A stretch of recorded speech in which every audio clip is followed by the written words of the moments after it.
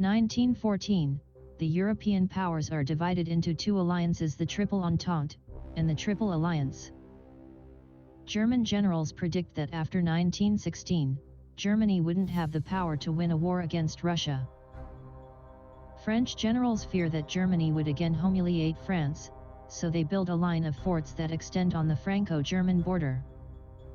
Since going through the border isn't an option, they developed the Schlieffen Plan.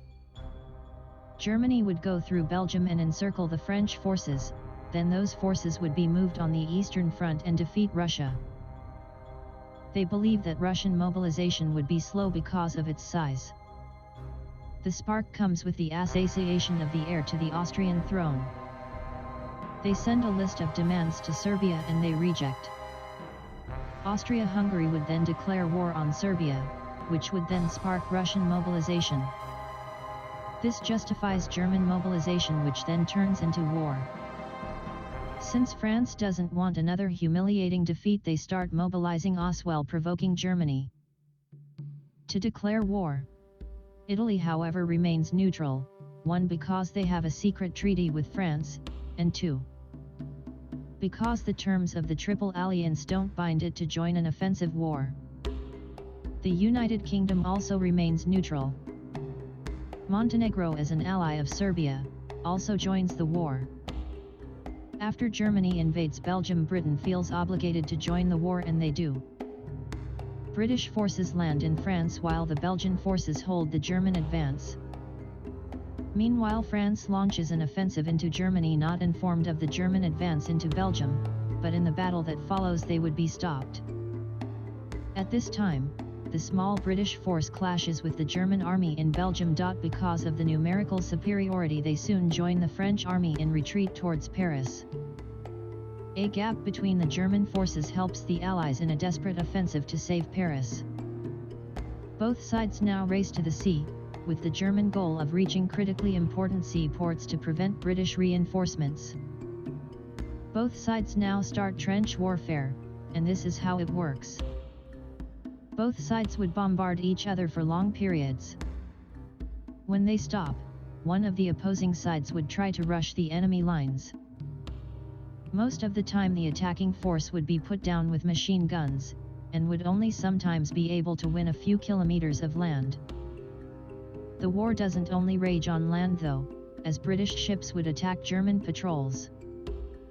The British Empire would now start a naval blockade on Germany, with its superior navy.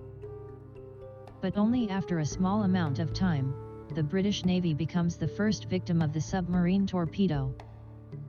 The Russian Empire would mobilize quicker than the Germans though, so the Russian armies attempt an invasion of East Prussia, but they are stopped by the Germans at Tannenberg.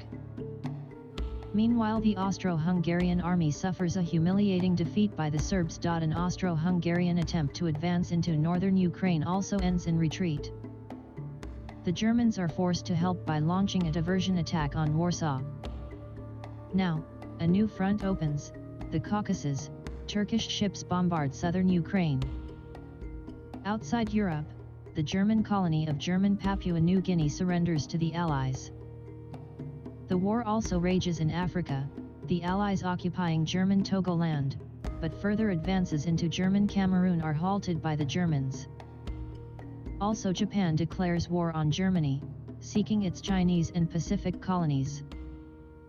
British and German naval forces catch each other off of the coast of Chile and they end up in sinking 2 British ships, then the Germans continue and attack the Falklands. Also in the Middle East, the British secure their oil. The same year, the Austro-Hungarians capture Belgrade, but are then pushed back, and in the Caucasus the Ottomans are defeated by the Russians, and many of their men freeze during the retreat. 1915 the Germans start blockading Britain and France and declare those waters a war zone. On the Eastern Front, the Germans launch a winter offensive, that ends in heavy Russian loss. They have a better time fighting Austria though, after they capture 100,000 prisoners. Next month, British and French forces try to defeat the Turks at the Dardanelles, but are ultimately defeated. Back to the Western Front, the French attempt an offensive, but are stopped by German machine guns. After that, the Germans attempt an offensive too, this time using poison gas. The Germans don't have enough troops to use that against the Allies though, giving them time. The Germans now sent reinforcements to Austria-Hungary and begin an offensive into Galicia. Around the same time, the Germans win control over the sky. It's one of the first aircraft to be able to fire forward through its propeller. Italy now decides to end its neutrality and declares war on the Central Powers, but their offensive ends in defeat. The Allies now face a crisis on the Eastern Front, since the Russians leave Poland. On the Western Front, the Allies try the autumn offensive to relieve their Russian ally. That's the greatest offensive of the war so far, but the offensive would soon stop, with enormous casualties on both sides. The Allies start planning to land a force in Greece and have a breakthrough in the south, but they are too late as Bulgaria joins the Central Powers. The joint offensive overruns Serbia, the Bulgarians occupying most of Serbia, and Austria-Hungary capturing Belgrade. The Austrians would make an offensive through Montenegro and then follow the Serbian army through Albania. An Italian offensive starts, but they cannot break through the Austrians who have the high ground. In the Middle East, the British attempt an advance towards Baghdad, but they are forced to retreat to Kut, where they are sieged. 1916 The Russians have finally ended their long retreat on a stable front, but their army has suffered huge losses. The Russians now launch a winter offensive into the Ottoman Empire. It ends in success for the Russian army capturing Trebizond in April.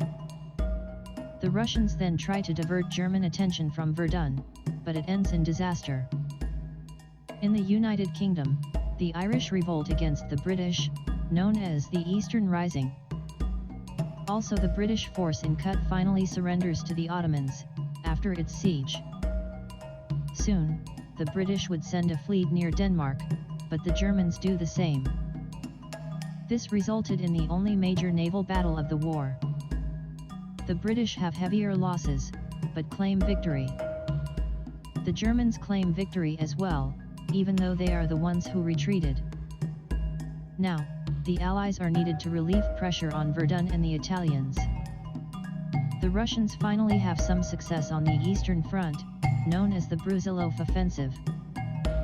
This genius, but costly offensive reached no less than 60 miles. The Allies would have high hopes for a breakthrough in the Somme, but the first day is a disaster. Romania joins the Allies, encouraged by the Brusilov offensive. They have some initial success, but after a German and Austro-Hungarian contra-attack, they are forced to ask Russia for help. This makes the Bulgarians act as quickly as possible, and capture Tetrichan before the Russians arrive, and then flank the Russians in Dobrik. Soon, the Allies in Macedonia try to divert Bulgaria's attention by launching their own offensive, but firm Bulgarian resistance holds them back. The French in Verdun finally win, but at a great price. They lose 365,000 men. On the Eastern Front, the Russian offensive is stopped, but both sides lose a lot of men. In Italy, the Italians repeatedly make costly offensives, that mostly end in failure. On the Eastern Front, Romania is overrun and joins the Russian line. Thanks for watching. Part 2 will be in the link of the description.